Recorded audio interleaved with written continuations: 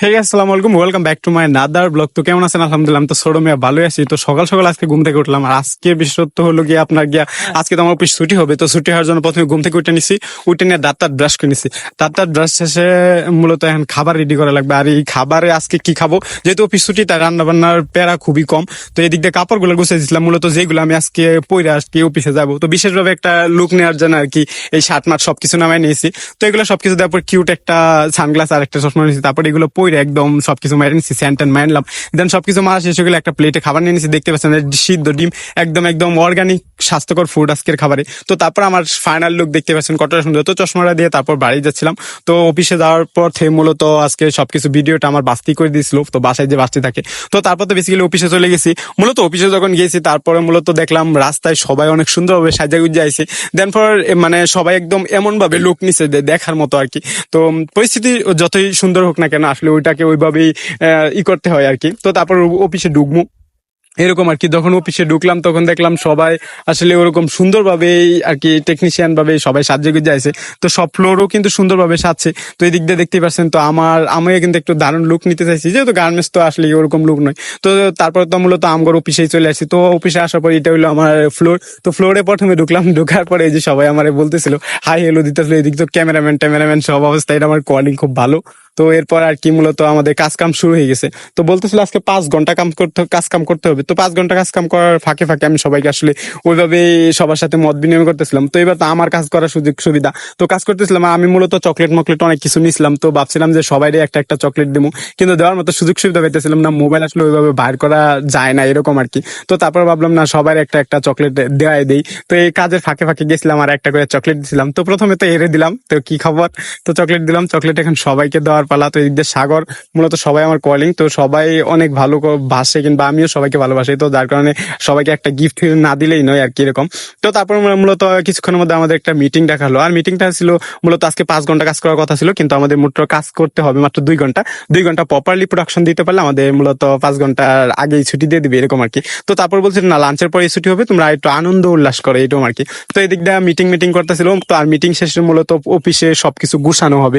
মানে বুঝতেই পারছেন, অফিসে সবকিছু গুছানো মানে পরিবেশটা যেন সুন্দর থাকে, কিংবা কাপড় টাপড় এদিক সেদিক না থাকে, সেটা গুছাইতেছিল।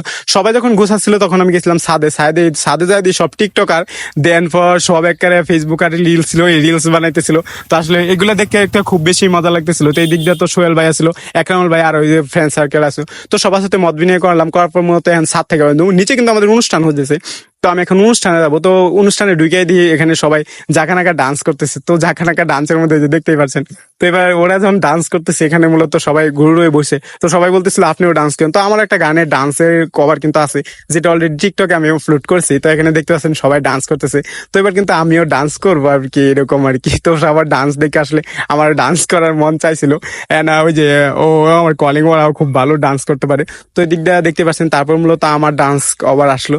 তো তারপর মূলত আমার ডান্সটা দেখালাম। তো ডান্স দেখানো শেষ করে তারপর মূলত আর কিছু করার নাই। এখন মূলত অফিসে ডান্স শেষ করে তো এখন খাওন দাওন খাইমু, তারপরে আর ছুটি হয়ে যাবে, এটাই আর কিছু না। তো অনেকক্ষণ ভালোই লাগলো আজকে অফিসে, খুব বেশি ভালো ছিল। কারণ ডান্সিং কভার মুড সবকিছু মিলে একদম অন্যরকম একটা ফিলিং কাজ করছিল। যদিও আজকে অফিসে কাজ কাম কম হয়েছিল, তো কাজের প্রেশার হিসাবে এই একটা দিনই ভালো লাগে। তো আর কিছু করার নাই। তো এরকমই আজকের দিনটা অনেক আনন্দ উল্লাসে কাটানো হয়েছিল।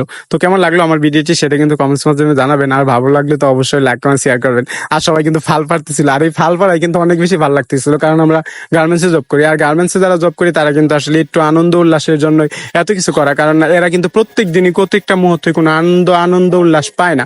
তো এদিক দিয়ে কিন্তু ইতিমধ্যে আমাদের সবকিছু অনুষ্ঠান শেষ হয়ে গেছে। তো দিক দিয়ে সবাই সিরামিরা বেলুন লয়ে গেছে গা।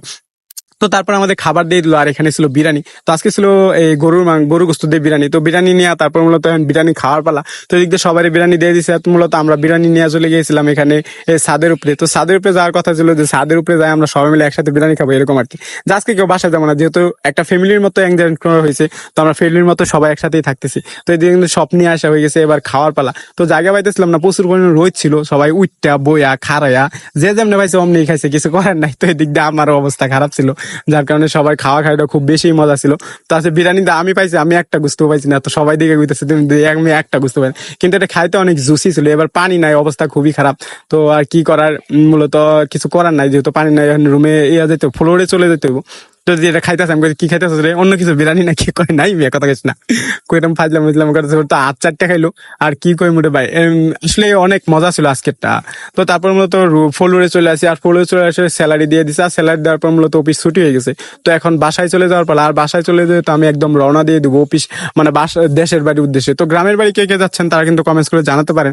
তো রুমে আইছি, রুমে আয়া কোনো কিছুই করি না, আগে থেকে সবকিছু গুছানো ছিল।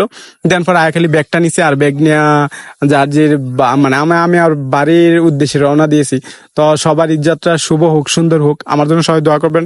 সবাই ভালো থাকবেন, সুস্থ থাকবেন, সুটন ব্লগের সদাই সাথেই থাকবেন। তো এটাই ছিল আমার আজকে ভিডিও, কেমন লাগলো সেটা জানাবেন। সবাই ভালো থাকবেন, সুস্থ থাকবেন, টাটা, বাই বাই।